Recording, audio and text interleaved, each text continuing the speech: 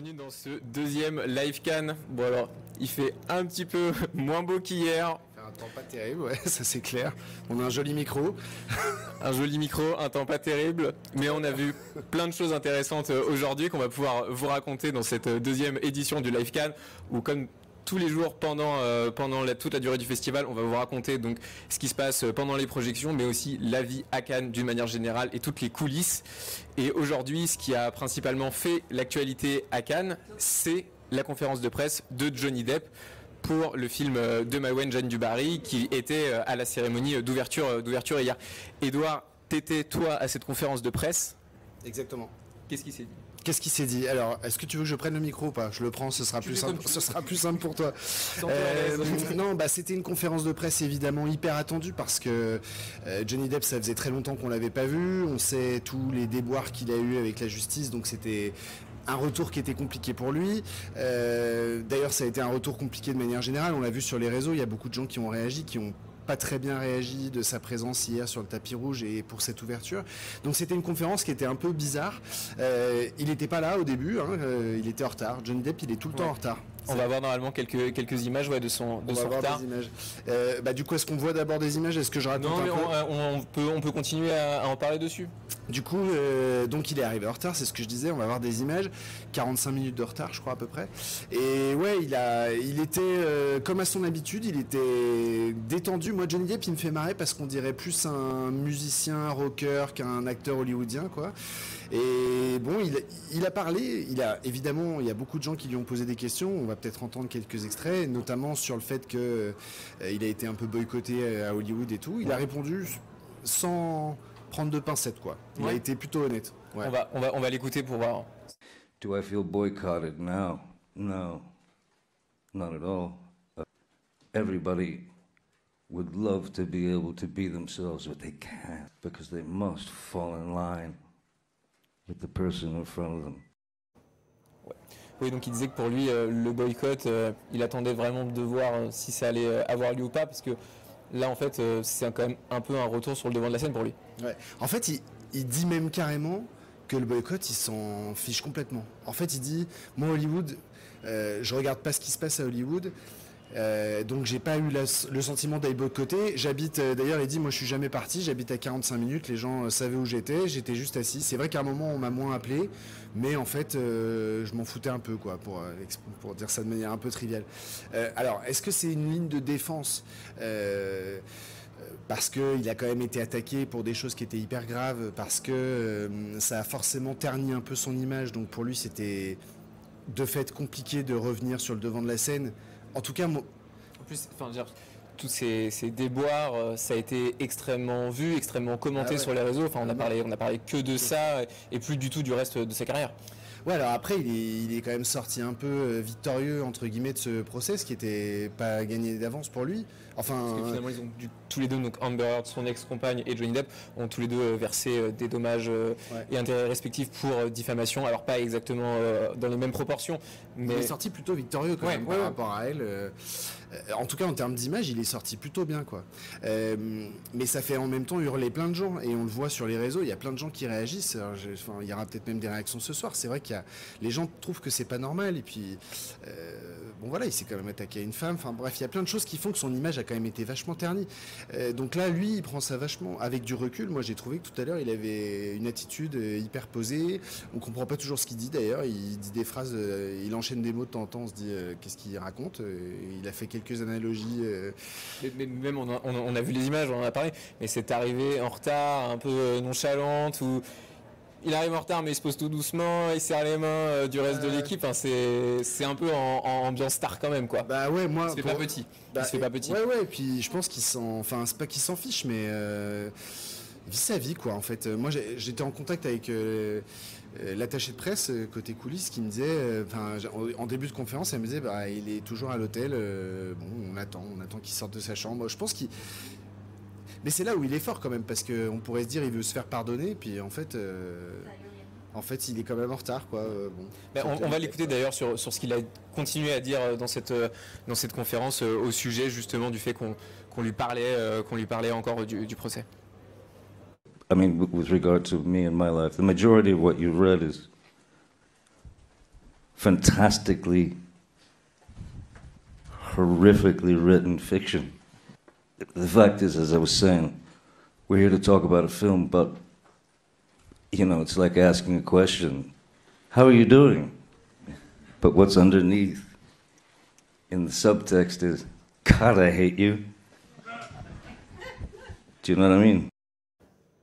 Donc Johnny Depp, c'était pour la première polémique du festival qui a eu lieu hier, qui a continué aujourd'hui, mais il y en a en fait une deuxième qui a continué elle aussi aujourd'hui avec le film de Catherine Corsini. Le retour. Le retour. Ouais. Bah, Cannes sans polémique, ce serait pas forcément Cannes. Donc il en faut toujours un peu. Et là, ça commence très fort. Hein, 2 films coup sur coup.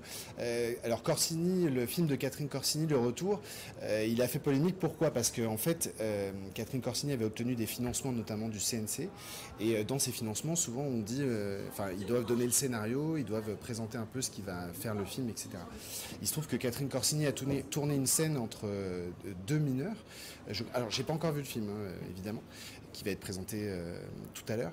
Et il se trouve que cette scène donc, concerne des mineurs dans ce que je crois être un acte plus ou moins sexuel, en tout cas quasiment sexuel. Et donc, elle aurait perdu les financements de son film. Du fait en fait, de ne pas avoir déclaré cette scène au CNC. Exactement. Parce que dans ces cas-là, en fait, il y a toute une procédure qui est lancée pour s'assurer de la sécurité sur le tournage. Exactement. Et elle, en fait, elle se justifie dans le sens où, selon elle, en fait, la scène entre les 2 acteurs, donc mineurs et mineurs aussi dans le film, en fait, c'est tourné de manière à ce qu'on voit uniquement les visages, et donc en réalité, selon elle, les 2 acteurs ne se touchaient pas, et donc la situation, en fait, elle se justifie un peu comme ça sur le fait que ce serait moins gênant pour elle, que ce serait pas une faute si grave, dans le sens où en fait, il s'agissait pas réellement d'une scène potentiellement problématique. Alors, elle, évidemment, elle se justifie et bon, elle a raison, elle défend son film, elle défend son scénario. Il n'empêche qu'elle a quand même perdu les financements du CNC. Donc, pour un petit film, perdre des financements, ça doit se chiffrer quand même à quelques millions, je pense. C'est hyper grave, c'est vraiment une perte énorme. Et puis surtout, il faut se rappeler que l'an dernier, il y avait le film de Valeria Bruni Tedeschi, Les Amandiers, qui avait fait beaucoup parler parce qu'il y avait eu un scandale un peu sur le tournage. Il y avait un acteur qui était accusé d'agression. Là, Catherine Corsini, en plus de la perte de ses financements, on dit que le tournage a été très compliqué, qu'elle a été très dure. Alors, il n'y a pas eu de cas de maltraitance, mais en tout cas, il y a eu des personnes qui se sont plaintes. Des témoignages aussi, oui, effectivement, de potentielles agressions sexuelles sur... Alors, agression sexuelle, je ne sais pas. En tout cas, pas maltraitance, je ne sais pas comment on pourrait dire. Il paraît qu'elle est quand même très sévère, quoi. Après, elle se justifie, on l'a rencontrée tout à l'heure, donc on va sûrement, je pense, écouter un son. Évidemment, elle dit que être un réalisateur, c'est comme être un chef cuistot, quoi. Il faut être autoritaire, il faut mener une équipe, il faut être à fond. Et donc, je pense qu'on va l'écouter.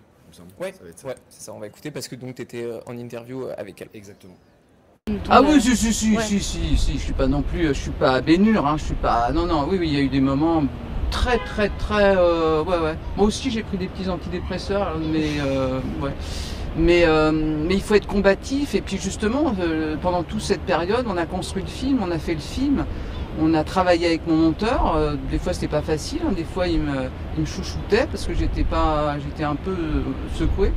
Mais on a fait le film, et moi j'ai une croyance absolue dans le cinéma, je vis que pour le cinéma, je pense que quand on voit le film et quand on voit comment les actrices sont aimées, sont filmées, je sais pas, je peux pas être Mr. Jekyll et Mr. Hyde, je suis pas assez doué pour ça. Voilà, donc en fait elle dit qu'elle n'est pas baignure parce qu'elle a été tellement attaquée. À un moment son film ne devait pas faire partie de la sélection. Il y a un article de Libération qui est sorti dans la presse, etc. Donc pour elle ça a été les montagnes russes émotionnelles. On a dit qu'elle était sélectionnée, ensuite plus. Donc ça a été, je pense, une vraie épreuve pour elle. Est-ce qu'il y a eu effectivement ça où il y a eu ce moment où on ne savait pas si finalement ça allait être, le film allait être à Cannes ou pas. Exactement. Finalement, il a été sélectionné, ce qui a fait hurler certaines personnes parce que on a à nouveau dit Frémaux fait pas attention. Thierry Frémaux, le directeur du festival de la sélection, ne fait pas attention aux histoires, tout comme il a sélectionné Jeanne Dubarry alors qu'il y avait toutes les histoires avec Johnny Depp. Donc bref, ça a fait beaucoup parler. Il paraît que le film est très beau. Il paraît que c'est une très belle déclaration, en tout cas pas d'amour, mais enfin c'est un très beau film sur les femmes, donc bon, à voir. Je pense que c'est une polémique entre guillemets qui va faire pchit parce que peut-être que le film va faire oublier tout ça, mais voilà, en tout cas, ça a été les montagnes russes émotionnelles pour elle, quoi. Ça, c'était pour la partie un peu polémique de ce qu'on a pu voir sur ces premiers jours à Cannes, mais heureusement Cannes, c'est pas que ça. C'est pas que ça. On s'amuse un peu quand même. Voilà, et pour s'amuser. Et hier, il y avait la soirée d'ouverture du festival au Carlton avec un tapis rouge et énormément de stars. Ouais. T'y étais? Ça ressemblait à quoi? Ça ressemblait à quoi? Donc on était dans ce fameux hôtel le Carlton, hein, qui est un bel hôtel, et on attendait tous les gens qui avaient monté les marches le soir. Tu dirais que c'est un bel hôtel? Ça a un peu de... Est-ce que je dois donner mon avis sur mes goûts en matière d'hôtel? Bon, c'est un peu Dubaï, quoi, le Carlton. Mais on aime bien Dubaï, ça peut être très beau. Enfin, c'est clinquant, quoi. C'est Hollywood, quoi. C'est impressionnant. Et c'est impressionnant, voilà. Je mettrais pas ça chez moi, mais c'est impressionnant. Et non, écoute, on était dans cette TV line, enfin, ce qu'on appelle la TV line, donc tous les photographes, on attendait un peu tout le monde. On a attendu longtemps, quand même, avec Candice Mahout. Mais ils sont tous venus, ils sont tous arrivés. On a eu quelques vents, hein, on s'est pris quand même quelques vents, on va pas se mentir, notamment Catherine Deneuve qui nous a jeté un petit regard en mode les gars, je ne vous parlerai pas. Ouais. Bon. Ah, ça aurait été magnifique d'avoir Catherine Deneuve. Ça aurait été beau, mais Catherine Deneuve, quand elle te jette un regard noir, tu baisses les yeux. Ça, clairement. Tu l'as déjà fait en interview, Catherine Deneuve? Ouais, je l'ai fait 2 fois, si je me trompe pas. Bon, c'est impressionnant. Excusez-nous du peu. C'est impressionnant. Bah, journaliste culture, qu'est-ce que tu veux que je te dise? Non, c'est impressionnant. Elle est impressionnante, Catherine Deneuve, parce que elle déteste les interviews et bon, c'est quand même une grande dame du cinéma, quoi. Mais donc clairement, elle te fait sentir que, enfin, il faut avoir des bonnes questions, quoi. Si t'as pas des bonnes questions, tu te sens un peu mal à l'aise. Bon, en tout cas, hier, elle a pas voulu s'arrêter. Mais on a eu quelques personnes, dont le casting. Enfin, une partie du casting de Jeanne Dubarry, qui était donc le film d'ouverture du festival. La cérémonie avait eu lieu quelques heures avant. Et donc, tu as eu Maïwenn et Benjamin Laverne, notamment. On a eu Maïwenn, la réalisatrice et actrice principale. Et on a eu Benjamin Laverne. Alors, je sais plus, je sais qu'on voulait écouter quelques sons. Mais on va les écouter. Ils ont été super. On va les écouter sur Maïwenn et sur Benjamin Laverne, qui est maintenant un proche de Johnny Depp. Ouais, ils sont potes. Ouais. Ah, potes. On va les écouter. C'est un grand moment de fête avec toute l'équipe. Le film s'est terminé il n'y a pas longtemps, donc c'est génial d'avoir les acteurs évidemment, mais aussi tous les techniciens qui étaient dans la salle. C'est un travail collectif. Moi, c'est ma première fois à Cannes, donc de faire l'ouverture avec ce grand film historique et avec toute cette équipe, parce que c'est vraiment un film de groupe.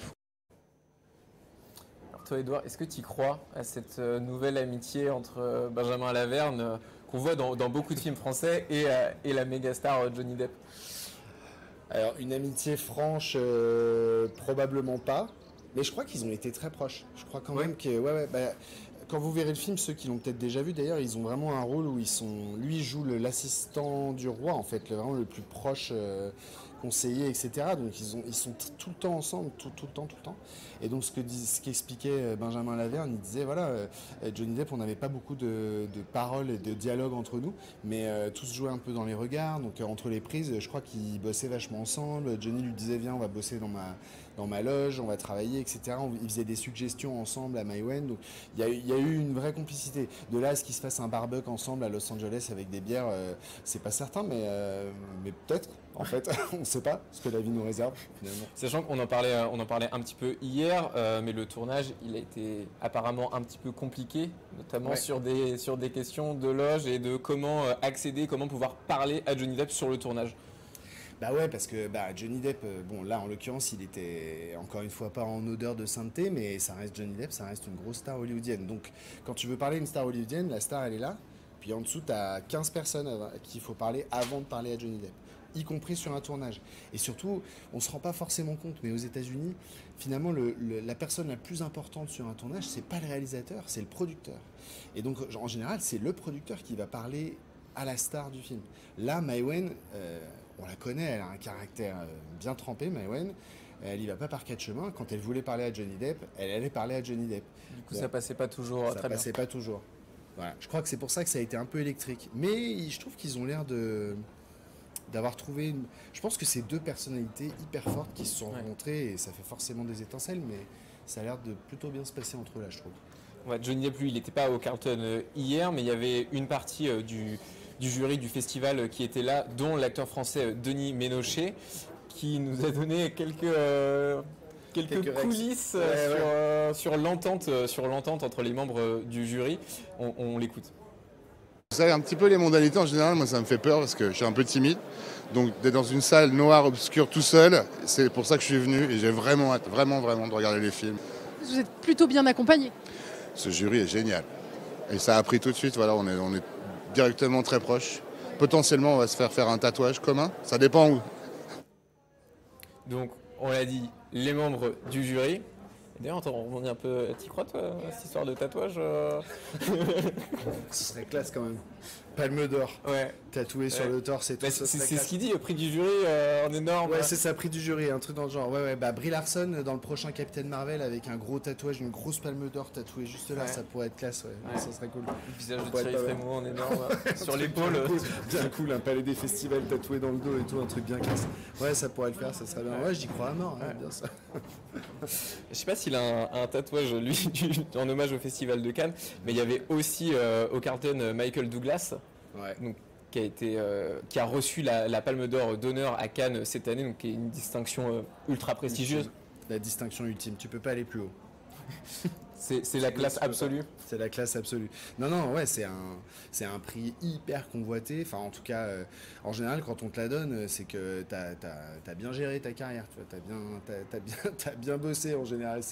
Ça récompense ce truc. Bah, Michael Douglas, c'est une icône, quoi. Donc, ouais, ça justifié. Puis c'était assez émouvant hier, quand même. C'était assez beau, je trouve, la cérémonie. Je sais pas ce que t'en as pensé, mais c'était assez chouette, quoi. Ça reste.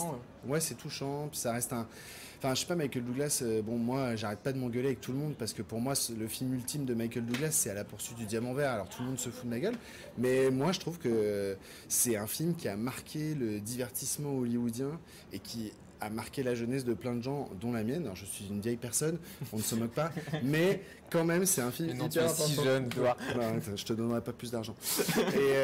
Mais non, franchement, il a eu une carrière de dingue et il a fait plein de films qui, l'air de rien, ont vraiment marqué le cinéma, alors que ça pourrait être des films, même Basic Instinct. En fait, tu te rends compte que Basic Instinct, je sais pas si toi mais toi t'es trop jeune. Basic Instinct, bah si. Ouais, quand même, ouais. Ah oui. Okay. Bon, Basic Instinct, The Game pour les plus récents. Il a joué dans Ant-Man, bien sûr. Donc là, la nouvelle génération qui le connaît aussi. Mais encore une fois, plein de réalisateurs hyper, Oliver Stone, Ridley Scott. Enfin, c'est un mec qui a tourné avec des grands, quoi. Et bon, évidemment, son père était une icône aussi. Donc il y a toute une histoire. C'est tout un pan de l'histoire du cinéma avec Michael Douglas qui était récompensé hier. Et ce qui est intéressant, c'est qu'on voit qu'il continue à s'intéresser au cinéma, à l'actualité, malgré son grand âge et son immense expérience, parce qu'on a eu la chance de l'interviewer ce matin et on lui a demandé ce qui le faisait vibrer encore aujourd'hui, ce qui l'intéressait, ce qu'il regardait, et il nous a parlé notamment d'une série qu'il regarde avec ses enfants. Well, I unfortunately am an addict to sports, and now because of my younger kids more aggressively looking at a lot of these streaming shows, I'm looking at Beef right now, but I'm taking a break. I spent the last 8 months here in France playing Benjamin Franklin for an Apple limited series. Unless something really special comes up, I don't have any plans on working for the next year. Donc ça, c'était pour la partie la plus glamour de la journée, parce que Michael Douglas, on l'a dit, c'est quand même... c'est ultra glamour. C'est quand même la classe. Je pense que Candice Mahout, qui a fait l'interview, elle va pas s'en remettre, ça va lui faire son année, à mon avis. Ouais. Parce que personnellement, moi, ma matinée, elle a été un petit peu moins glamour, mais tout aussi intéressante, puisque je suis allé voir, en fait, ce matin, les agents de nettoyage qui s'occupent donc de nettoyer les plages pendant tout le Festival de Cannes et tout le reste de l'année. Mais évidemment, pendant Cannes, t'imagines bien qu'entre la population qui est multipliée, les fêtes qui ont lieu... C'est un bordel sans nom. Voilà. Donc leur boulot, il n'est pas évident et ils font des découvertes assez surprenantes. Il s'est levé à 4h du matin, le garçon. Ouais. Je sais parce qu'on est en coloc et j'ai entendu son réveil. Ouais, je m'excuse d'ailleurs parce qu'il a sonné d'une fois. J'avais de la peine pour toi. 4h55. Mais c'est ça qui est beau, c'est aussi Cannes. Et donc on va écouter un peu les découvertes et ce qui se passe sur les plages de Cannes quand on fait le nettoyage le matin. Moi j'ai découvert une sacoche d'argent, par exemple. Oui, par exemple, les couples, hein, vous savez, les couples ici, quand ils viennent ici, ils veulent faire l'amour ici sur la plage et c'est souvent comme ça, quoi. Il est un petit peu plus de 5 heures du matin et là je me trouve sur la Croisette pour aller à la rencontre de ceux qui nettoient la plage le matin. C'est 200 à 250 tonnes de déchets qui sont jetés tous les jours. C'est énorme, c'est 60% de plus que d'habitude. Donc ça fait pas mal de boulot qui est essentiel et on va aller voir ça. On commence à 5 heures, on fait le pic-papier, après on fait les sacs. Et après, on passe la grille. Voilà. Ils viennent tout le temps l'été, ils viennent, ils dorment ici. Là, regarde, le monsieur, là, il est presque 3 jours qu'il est là. Il dort ici. Oui, on trouve des sous, hein, on trouve des chaînes, alors, on trouve tout, hein, des montres, bien sûr, on trouve des trucs. Hein. La machine, elle ramasse tout. Hein. Donc ça, c'était hyper intéressant de voir un peu toutes les anecdotes des agents d'entretien de la ville de Cannes, parce qu'effectivement, ils voient des choses assez improbables. Et ils voient donc surtout des gens qui sortent de soirées. Et ces gens, ils sortent parfois donc des très grands hôtels où il y a des grandes soirées pendant tout le festival, dont le Carlton, où il y a ce soir une soirée de réouverture de cet hôtel mythique en fait, qui a été fermé pendant 5 ans et que Sarah Durand, journaliste chez nous à Iconic Business, a eu la chance et l'opportunité d'aller voir il y a quelques temps au moment où il a réouvert, parce que ça c'était il y a quelques semaines. Ce soir c'est la soirée de réouverture et on va aller la voir. Sarah, elle nous raconte un petit peu comment c'est cet hôtel et qu'est-ce qui fait que ce soit un établissement aussi mythique.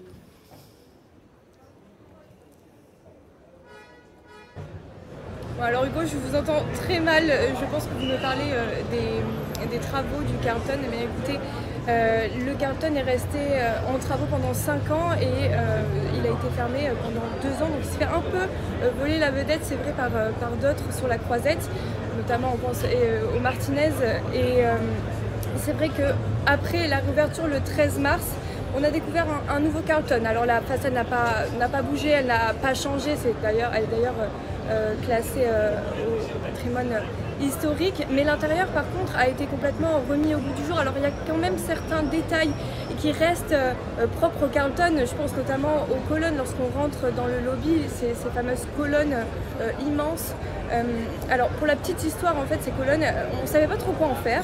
Et puis on s'est dit qu'on allait gratter les couches de peinture. En tout, il y avait 8 couches de peinture à enlever et derrière, dessous ces couches de peinture, on a découvert le marbre d'origine. On a décidé de les garder, ces colonnes en marbre.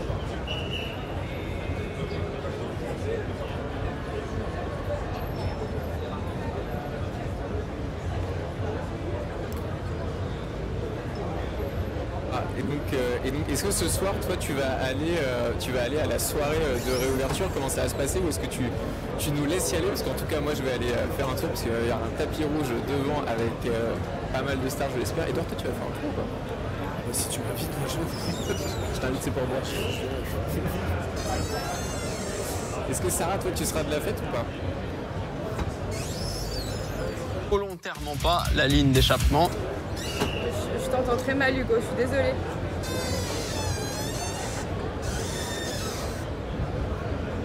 Je crois que Sarah nous entend pas parfaitement. Les aléas du direct. Ouais. C'est les aléas du direct. Peut-être qu'on perdue sur la Croisette. Sarah, elle peut même pas rentrer dans le palais. Elle a pas d'accréditation. C'est Alcatraz ici, les gars. Ouais. Vous vous rendez pas compte. On peut pas rentrer ici. Faut avoir un badge, un sur-badge, un machin. Elle est coincée sur la Croisette. Si elle rentre au Carlton ce soir, ça va. Ouais, ça ira. J'avoue, elle se rattrapera bien. Et parce que, petite anecdote, Edouard, là je vais tester ta culture Carlton. Oh là là. Ouais. Tu vas me dire. L'établissement, il a ouvert en 1913. En fait, il a été majoritairement financé par le petit-fils d'un tsar russe en exil. Ok. Et alors, à ton avis, Carlton, ça veut dire quoi? J'en ai absolument aucune idée, Hugo. Et bien, Carlton, ça veut dire homme libre en scandinave, en fait. Ah, énorme. Ok. Bah, c'est très bien. Ouais. Ça te correspond bien. Tu vois, ouais, je pense qu'on peut.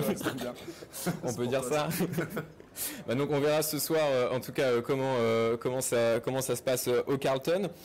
Et demain, on a encore une journée très chargée et de très belles choses en perspective. Ah ouais, ça va être génial demain. Demain, c'est la journée Indiana Jones. Ça va être incroyable. Ça va être la journée où on va courir après Harrison Ford sur toute la Croisette pour savoir qu'est-ce qu'il a mangé le matin. où est-ce qu'il va aller l'après-midi, quel sauna il va en... Non, je rigole. Et on va avoir la chance, nous, de faire Harrison Ford en interview. Et donc, on pourra vous montrer tout ça demain soir. Ça sera une édition, on peut se le dire, une édition spéciale. Une édition spéciale Indiana Jones. Exactement. Je serai sur la montée des marches, moi, je pourrais vous raconter tout ça. Ouais. On va essayer de faire en sorte que ça marche. Est-ce que cette fois, ça va fonctionner? On va essayer de faire en sorte que ça fonctionne. On va faire des tests et tout, on va vous montrer tout ça, ça va être trop beau.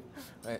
Et Edouard va remettre son magnifique smoking que vous n'avez pas eu la chance de voir hier, mais cette fois, ça va le faire sans souci. En tout cas, nous, on vous souhaite une bonne fin de soirée. On va aller essayer de voir nous ce qu'on peut voir au Carlton. Et surtout, on va surtout se préparer pour la spéciale Indiana Jones demain. Et on vous dit donc à demain. Bonne soirée. Salut. Salut.